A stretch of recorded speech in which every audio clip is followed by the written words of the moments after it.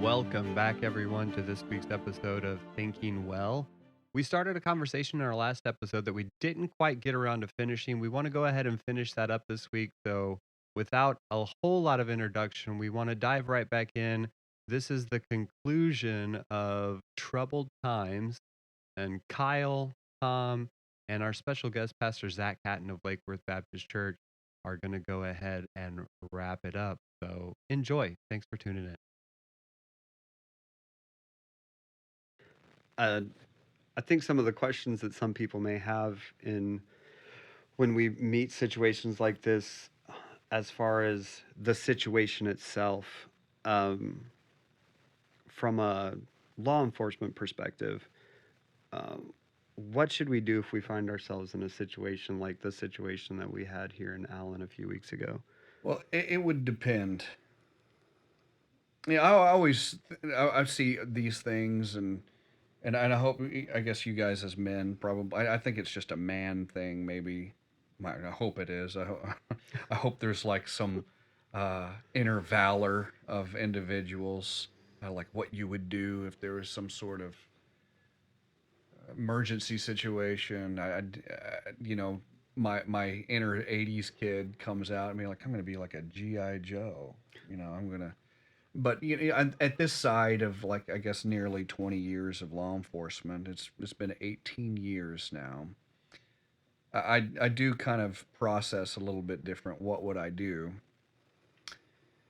And if I can give a throw real quick to just Christians in general, what I believe about Christians in general is that this should make you, the fact that you know Christ, it should make you the bravest, most courageous individuals on the planet.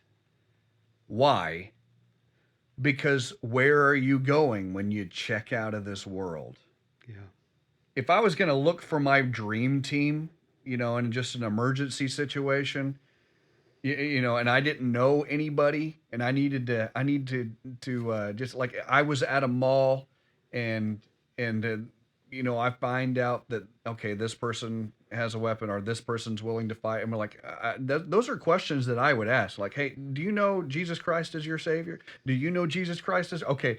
You guys with me? Let's go, because on Yeah. their testimony, Yeah. they know where they're going. I know where I'm going. So No, no, let's no fear in death. yes, Yeah, exactly right. right. You should be the most valor driven individual on the planet. Now, okay, get that out of the way. It just, if I was in that situation, it would depend on if I had my family with me. Okay. It would depend on, can I get them to adequate safety, because that's going to be my priority. They are my primary sphere if I'm just a regular Joe walking around with my family on a whatever afternoon at a mall. I need to get them safe. If I can get them safe, I will try to address the threat. And it would just that also would depend. There are so many different variables that you need to think about. You'd need to think about, okay, you're dressed in street clothes, and that everybody heard a gunshot or several gunshots. They don't know necessarily where they're coming from, and you are running with your firearm out, no insignia, no Yeah. uh, nothing to identify Mm-hmm. you as the good guy. So for all another carrier would know, you might be the guy, and now you have blue on blue. That's bad.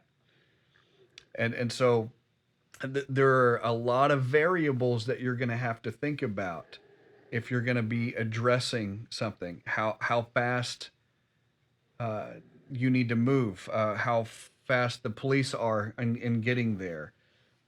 What is the imminency of danger? Is it actively happening? Um, I don't know. There's so many questions that would run through my mind, but it is okay if you're in a situation like that because I know what'll happen if you're not regularly involved in that kind of stress. Reaction just happens, and whether it's a reaction to just run away or a reaction like I'm going to engage, there is absolutely nothing wrong with you posting up against a wall, posting up against some sort of cover, and assessing what you're about to do, and just slowing everything down before you decide. There's nothing wrong in the world with that. You make the argument, oh, well, there's an emergency situation. Yeah, yeah, maybe one that you can see or you can't see, because that's going to make a Yeah. difference. If you can't see it, slow down, because the worst thing that you can do is just go foolhardy in a situation that you don't have the intel. You don't really have, like, I don't know if you've ever been around shots. Sometimes it's hard to tell where those shots are coming Yeah. from, and you can slow yourself down to kind of settle your mind on what you're willing to do. Our church is over a flight path for a military base. Yeah, it is I don't know true. if anyone heard that, but I'm sure they heard it. Yeah. how could they not? Sorry, didn't mean to interrupt you. No, it's fine. So if like, I would throw it back to you guys, just because there are so many variables. Is there anything that specifically that you would want to know, getting into those, and maybe some listeners jumping in on this might be like, oh, I've always wondered that. Well, I think it's important when you're talking about these kind of situations. I mean, if you do carry, if you do want that, and you know are a Christian, and you've put yourself in that scenario, maybe mentally, that hey, if something were to happen, obviously you want to protect your family, but if you need to fight, you will fight, right? Sure. If you put yourself there and that's what you decided, that's the kind of person you're going to be, I think you have to couple that up with situational awareness Sure. daily, everywhere you go. And there's a difference between that and being paranoid, I believe. And you have to be able to know what to look for. Just always kind of be on guard, to be ready, because yes, there are things that are normal that you would expect to see places, and there are things that are definitely counter that. And as you pick up on more things, and maybe as you carry more, and I think you'd be able to pick up on those things. And so that's something I would say, something that's helped me, is just Sure. kind of understand where you're at, you know, understand what's happening I'm and actually what to look glad for. I'm glad you said that, because what we're talking about here, if we're talking about Allen, we're talking about, the school shooting. Um, we are talking about what, this is not my term, but it is a good term. I think the guy named Larkin is the guy that coined this phrase. He calls it asocial violence.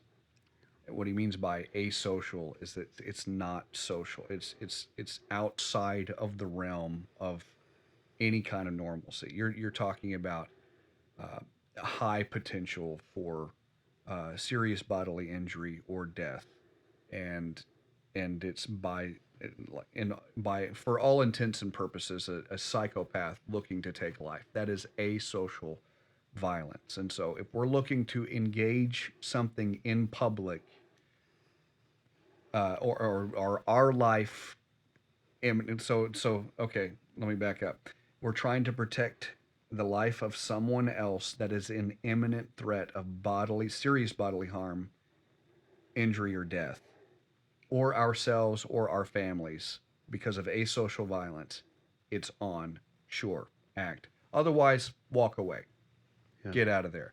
The reason I had to make that clarification, I remembered a case that I worked a long time ago, and there was this guy at an Albertsons, and he loaded up his buggy with just primo meats, like all the way to the top. I was like, I don't know, at least a couple $1,000s worth of meat in a buggy.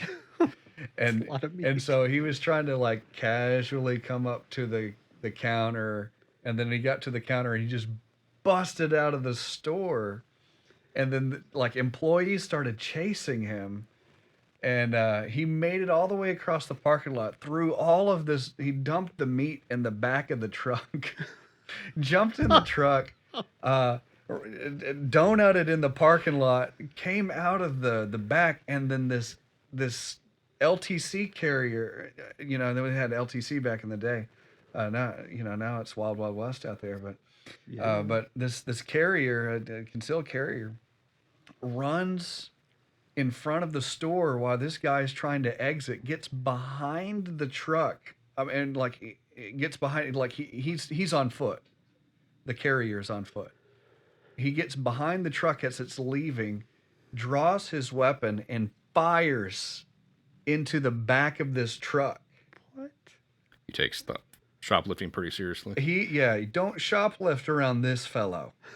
Okay, that's not asocial violence. Like, nobody was being harmed at all. He stole meat. Okay, he stole cows, frozen cow, and thought that would be a good place for a deadly force situation. That is not a deadly force situation. Wow. So use optimal discretion if you are a carrier or you feel like you need to intervene in a situation. You are looking for asocial violence, things that you're not able to escape it, or the person that the victim of it is not able to escape it. And if you don't step in, people will die, or there's at least a very, very high chance that they would. And don't you dare ask me, well, how will I know? You'll know. It'll seem so unnatural. Yeah, that's exactly right. You will know. I think that leads up to probably the final question I would pose for this topic is, I mean, you've said it, but the actual question is, in situations like this, and it comes to a place where you're going to have to use justifiable violence to stop something, as Christians, how do we handle that? How do we deal with that? I think a lot of the argument you would hear was, well, the Bible says that thou shalt not kill, right? How do we approach that? I mean, I think there's a lot of, especially here in Texas, there's a lot of guys that carry, and there's a lot of guys in churches that carry. And so the likelihood of one of those people being involved in something like this as time progresses is extremely high, right? I mean, God forbid, but Sure. a Christian's going to be put in that situation at some point. It's such a heavy question, right? I believe I know the answer, and I'm gonna let Zach answer it, but it's tough, right? Like God, like Zach said, God forbid you're ever put in the situation, right? You're not looking for it, but I will say this, and I'll let Zach answer. I think that as Christians, especially, there might become a time where we have to preserve life. Yeah, and that takes the first. I mean, that's it. That's priority number one, right? Protect life. But no, Zach, I'd love to hear you answer this. I mean, I think it's a question that I think a lot of people struggle with. Sure. I had so many thoughts while you guys were talking, so hopefully I'll be able to reassemble them as I'm speaking now. Going all the way back, it is something that I struggled with early on as a young police officer. Like, can I do this? I mean, you better be thinking about those questions if you carry a gun on your hip for a living. You better figure out dignity. You better be able to figure out the sanctity of life, and if you can handle that, and then you're right.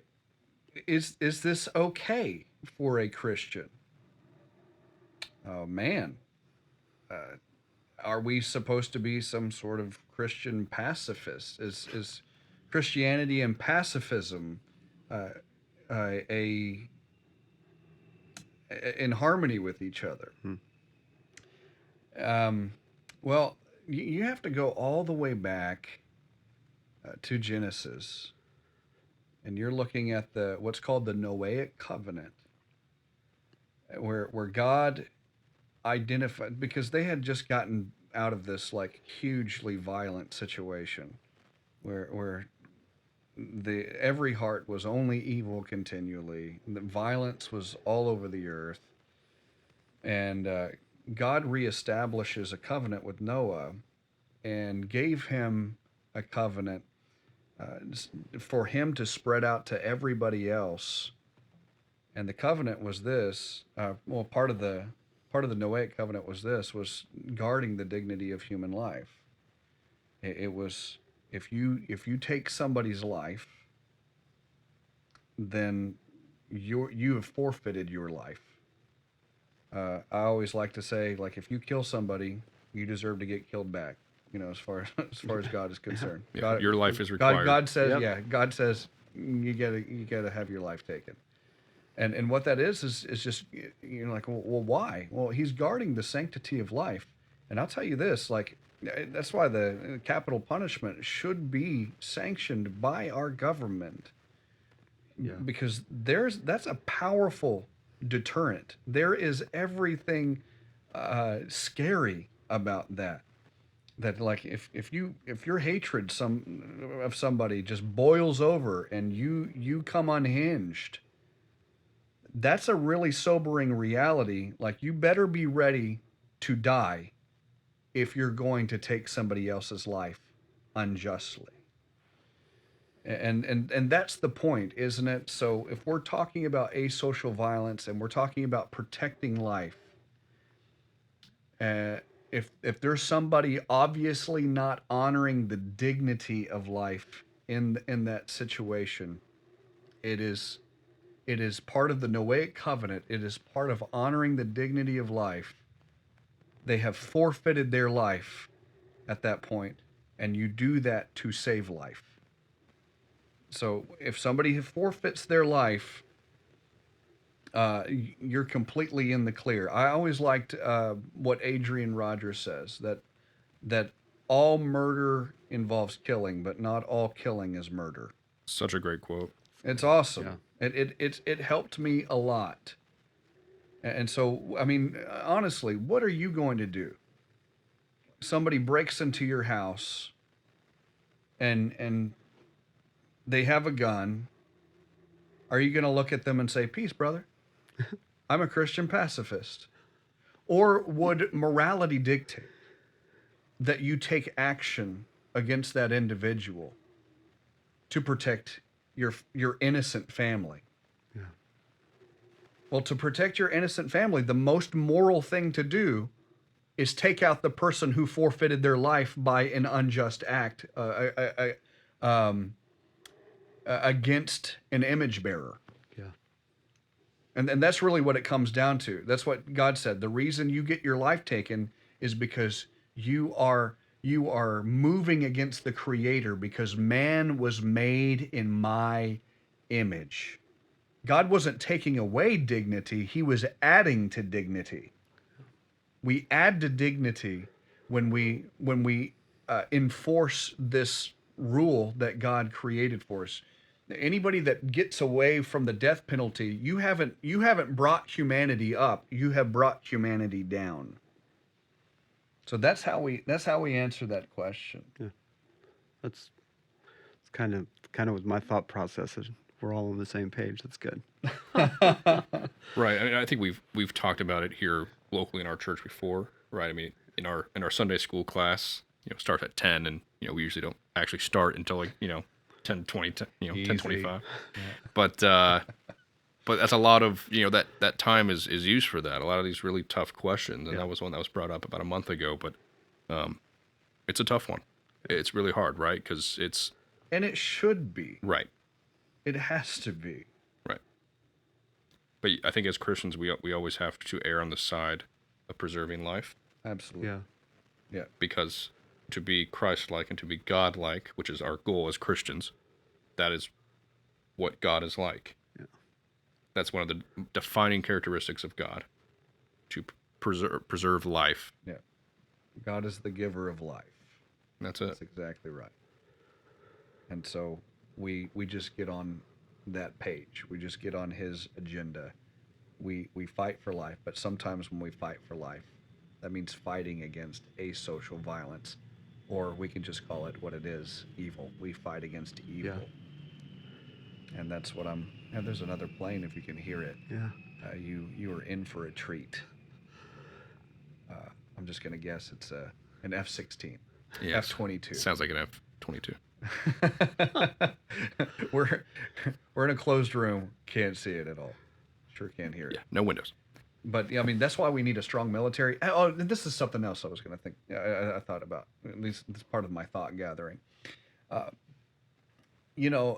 some of the followers, the most ardent followers of Jesus Christ, were centurions. He never told a centurion, "Hey, you need to get out of that profession." He never told a Roman soldier, "Hey, you probably shouldn't be a Roman soldier anymore." He always affirmed them, held them in honor. In fact, there was a centurion that Jesus said, "I've not seen faith like this ever." Yeah. Right. Like this guy has the most faith I have seen so far. That's a pretty good compliment. And you understand something about the centurions is that these were some bad dudes. These were the backbone of the Roman army. Yeah. And you're not going to get in that place without having, you know, some experience on your hands, Yeah. let's say, without being crude. They knew what to do on a battlefield, is what I'm saying. But Jesus gave them honor. That you can serve in Caesar's army. I think that's fascinating, don't you? That Jesus gave them credit. Well, and not only that, he didn't ask him to jump into his army. You know what I mean? Sure. You're serving the whatever power is in rule, but you can serve me in that serving. That's right? exactly He didn't. right. Yeah. He was giving honor to them as a person, but also to their position, To their vocation. to their vocation, That's and like exactly right. As a even in soldier. that Right. political climate, The fortitude. Yeah. Yeah. Absolutely. And so, you military people out there, be blessed. You are in an honored position. Yeah. And sometimes to fight evil, life has to be taken. We hate that. We're not for that. We don't rejoice in that. But we do understand it. That when you cross a line on human dignity, it's mournful. But now you forfeited your life. Mm-hmm. It's sobering. No, absolutely. There's no way around it. I think you have to start there and look outwards, for sure. That was a tough conversation. It is, and again, it should be. We shouldn't be talking about life flippantly. Yeah. We shouldn't be giddy or gleeful. I've had a couple of close calls in my career, and I got to tell you, it was. I'm glad that I didn't have to. I'll say that. I'm glad that I was spared from that, because I was just horrified to even think about it. I've had some really close calls, and God has spared me from that. And so that's why I had to think really heavily on, is this even okay? Is this even right? Yeah. But the more you understand about how God cares for life, there's everything right about it. And so no, not easy, but essential. And I'll clarify something else, just so we're on the same page about what it means to have asocial violence and then a criminal captured. We are not to be judge, jury, executioner. If there's something imminent, okay, handle it. If it's the law, then the law has to handle it. There has to be an apparatus of government above you. We're not out there being Judge Dredd, saying, "Hey, they need to die." That's not what we do. Uh, we we are very much for the sanction of the government. That is a Romans 13 principle, and so we need to support the government, trust the government, preach to the government when they get it wrong. Um, but we're not the arbiters of justice in that way. Um, if some criminal is captured, then they deserve every right that is afforded to them in our Constitution, and need to be sober minded about that. So, just for the sake of extra clarity, I never know who's going to be listening to me. Like, hey, save that. Yeah. Like, you tell them. No, it was a good clarification. I did have a couple more questions regarding it. One of the biggest things that I see is in the world today is just a lot of hopelessness, Mm-hmm. right? I mean, it's you look at it, and I think it's easy to just kind of have a mentality of kind of all hope is lost. This is beyond saving. That kind of goes back to what we were saying about being complacent and just kind of bunkering up in our churches. But I mean, I guess the question I would ask is, where's the hope, right? Where's the hope in this kind of loss? When we see this kind of loss of life, whether it's Allen, Nashville, Uvalde, you name it, right? There's so many. But, where's the hope in this kind of loss? I would say that God is more broken about it than we are. That's That good. that there's a call to be able to look around and say, this isn't right. And what direction do you want to look? Well, in my trouble, I like to look upward. Um, wow, I had a thought and it flittered away right out of my mind. But that's really what it amounts to. Oh, I remember. I had a friend when I was in high school, and his parents were drug dealers, and he remembered, growing up, and his parents were always fighting over money. I mean, like when I say fighting, I mean like loud fighting, and like money counters in the back, and just everything that comes with the underworld of drug dealing. And so, as far as I know to this day, I hadn't talked to him in years and years, but he always sleeps with the TV on. At least when we were in high school, I couldn't like if we had like a, can I say sleepover? It was like, is that the Yeah, girl term? we know Or what you mean. We know like what you mean. Slumber no, it was party. just like a slumber party. But for guys, but for But guys. for dudes, Manly like what is that sleepover. called? Yeah. It was just complete chaos, But I could never put my pallet on the floor next to him because he'd have to sleep with the TV so loud. And Just to like drown out the noise? I Or? asked, well, yeah. Well, what happened was like he did that. He learned that as a little kid, and so it drowned it out. His parents fighting and all the goings on of the kitchen inside of the. So he just learned to turn the TV up really loud so he couldn't hear any of that. And he just carried it with him into high school. And I was like, man, I don't know how you sleep like that. And he's like, well, if you grew up like I did, you'd probably do the same thing. And so I asked him one day. I said, man, how'd you make it out? Because the chances of that are just nil, right? But he said something profound. I mean, looking back on it now as a 39-year-old dude, you know, looking back at a teenager, he said something quite profound. He said, I didn't know quite what to do, but I know it wasn't that way. And if you can get there as a culture, you can get there as a civilization, if you can get there as a people group, and you're looking at all of this violence around you, you're looking at all this multiplicity, you ask, like, where's the hope? You're like, it should cause you to look around and say, something's wrong here. And I don't know exactly the right way to go right now, but I know it's not that way.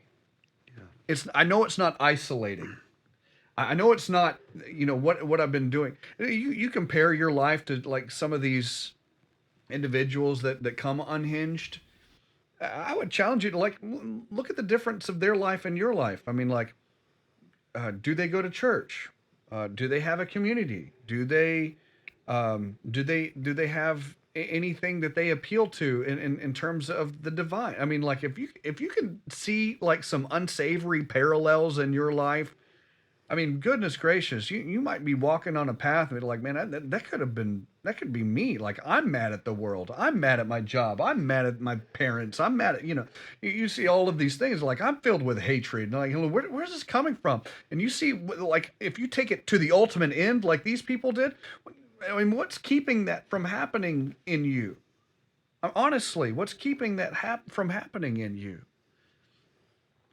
And you look around all this stuff and be like, man, this is all wrong. I don't know exactly where to go, but I know it's not that way. Here's what the Bible says. And this is a breakdown from like Romans chapter 1, Romans chapter 2. Romans chapter 1 talks about like a reprobate mind. Romans chapter 2 talks about what God, well, actually, Romans 1 also talks about God giving us the conscience and God giving us creation to lead us to Him. And chapter 2 kind of expands on leading to Him. And Paul's argument is a Pauline argument for sure. It is very deep and very thorough. But basically, what it can boil down to is this: is that light leads to more light, and darkness will lead to more darkness. Light compounds with light, darkness will compound with darkness. Yeah. And so, even if you don't know where to go, I mean, just praying a simple prayer. You say, "Where's the hope?" Just praying a simple prayer like this, like, so I know that the school system's not doing it for us. I know that the federal government's not doing it for us. I know that my maybe my community leaders aren't doing it. Like, are you gonna follow them into the what it means to be more human, what it means to be like our having intrinsic value? Are you gonna get that from other people? How about this? Just say, God, um, will you show yourself to me? Will you reveal yourself to me? Um, and what I mean by light leading to light is that you pray a prayer like that just in your simplicity, just in your searching, just trying to find some hope. You start out with a really small prayer. Here's what I know from the Bible is that light will compound with light. He'll run somebody into your life. He'll run you into a situation that will help you get to the next stage. But here's something else that I know: darkness compounds with darkness, and the more that you reject it, the darker your life becomes, and the more lost it becomes, the more unmoored it becomes. And so, part of the way that we look for hope in a situation like this is we know that it's wrong. Okay, how do you know that it's wrong? Take that. Another way that you find hope in this situation is letting light lead to more light. For God's people, um, hope comes from this is not the way that it's going to end. This is not the way the story ends.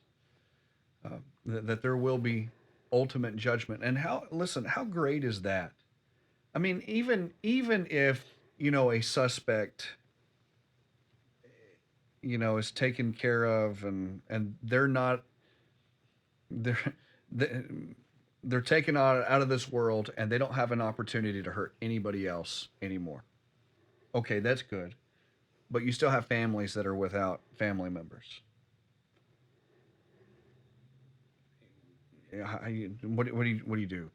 I mean, like, there's still a loss there. Mm-hmm. Or the best that we can do if somebody survives and you have a government um, that doesn't believe in the death penalty, and they're just sitting in prison. In the meantime, their victim was killed, and then you have a family mourning for the loss of somebody that's never going to be walking back through the door. They're never going to come back. Well, and then knowing that that person that did that, they're not being really punished for it, right? Like they're they get not three equally squares. punished. Yeah, that's yeah. It's not a fair judgment. Yeah. But we know as Christians that God will bring in ultimate judgment against that kind of evil. That every wrong will be righted. Every injustice will be answered. Every tear will be dried. Every sorrow will be wiped away. And so there's different levels of hope. Hope in the fact that we see that this is not how it's supposed to be. Hope in the fact that God can lead us to him. And then hope for the Christian that God will make everything right in his time. Absolutely. I mean, that's a lot of hope when you look at it that way. So much hope. It's eternal hope is what it is. I think it's the best way now to and look hope at it. later. Yeah. Yeah. Well, I guess I think we should end on this. One last question here I have is, I think for unbelievers, something that they might be troubled with, and something that, well, even believers, right? I mean, you look at something as heinous as some of these acts that are happening. It's killing of innocents, and you ask, where is God in all of this, right? I mean, again, one of the things we talked about in Sunday school, I think a couple weeks ago, but the question was, okay, this stuff is happening in our world. Where is God? Sure. Why is this happening? Sure. Well, First John probably says it best, that God is love, right? And so when we're talking about, like, well, maybe what I'm hearing your question, like, why didn't God stop it? Yeah. Right. Like, where is he? Why, if he was there and he's all powerful, why did he not stop it? What kind of system are you asking for when you're asking for something like that? What kind of system? Yeah. Is it the system that, well, why couldn't have God kept me from stumping my toe against the wall when I was walking across my house in the dark? Why couldn't God have? I was about to burn my mouth on coffee. Why couldn't he lowered the temperature a little bit more so that way I wouldn't have scalded my tongue when I took a sip? When you're asking, like, where is God and why didn't he do anything, he operates with us on the basis of love. And the basis of love says that there is choice involved, and he lets us choose what we do. And necessarily in a sin-cursed world and with our own sin nature, there's hurt associated with the choices that we make. So if you're asking, like, why does not God intervene, you're not asking, you don't understand what you're asking, because you're asking for a system in which you don't operate on the basis of choice. You operate on the basis of God operating in you like an automaton. Yeah. And you become like a flesh robot. Yep. That's not the system that God created. The system that God created is that we freely love him. And as we choose to love him, harmony happens. As we choose to love him, we're sitting on a couch together, guys, and we have community with each other. Yeah. We have unity with each other. We have friendship with each other. And so as we love God, we love others, and there's true benefit to these choices that we are making. Now, when you see multiplied evil, and you're like, what in the world? Where's God? Well, they're operating on the basis of choice, and we can choose not to love him. And when we see evil in the world, we're just looking at a whole bunch of people that are choosing not to love God. Yeah. We kind of spoke about it earlier, right? Sure. When we step out of the circle of protection, right? When someone in their heart continually disregards truth Sure. and godly wisdom and stops striving in that direction, with the premise that there is no neutrality, you're going to make a decision, right? Not choosing is choosing. And no, I completely agree with that, right? There is free will. And that's how love operates. And you harm yourself, and guess what? You harm other people. That's exactly what happens. Those are the consequences of not loving God. You are affected, and other people around you are affected. Yeah, and I think when we start going down that road of asking those questions like that, to your point of like they're asking for a certain system, right? I don't think people realize, well, if God controls that situation, that means he controls every situation. Do you want a God that controls your life that way and makes all of your decisions for you? Because it can't be, well, God should just control the truly evil people and stop them from doing stuff. Well, we're all evil. To your point, we have to make that choice. Sure.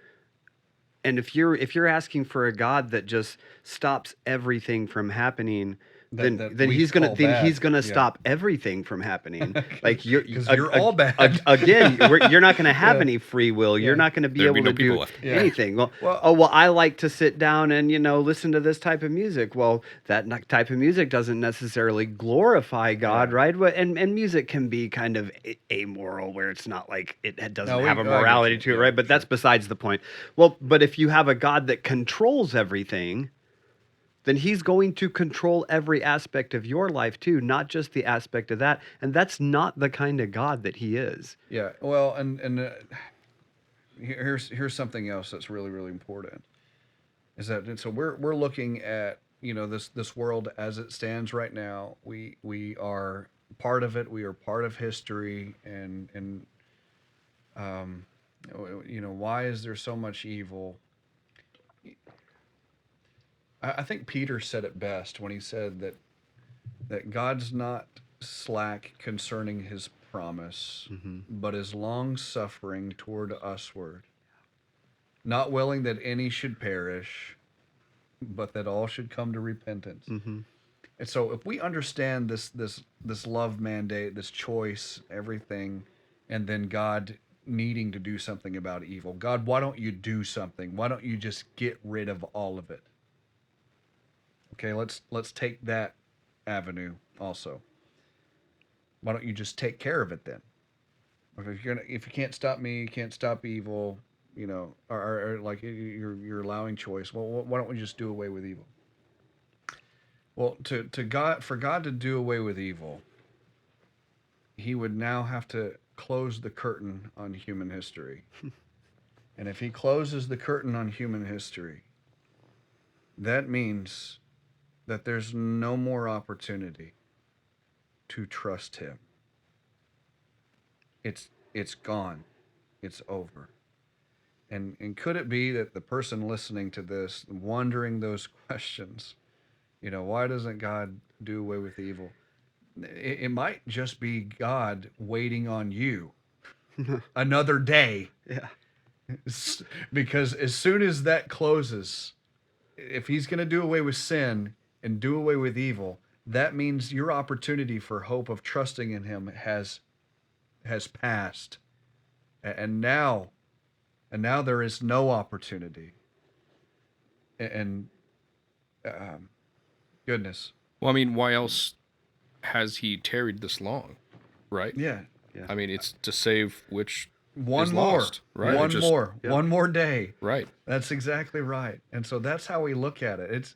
We see multiplied evil in the world, and that's true in one sense. In another sense, we should see multiplied mercy in the world, because he's waited, he suffered us another day. Yeah, that's good. Multiplied hope in this world, because he suffered us another day. There's another opportunity to serve him. There's another opportunity to trust him. There's another opportunity to change, another opportunity to turn to him.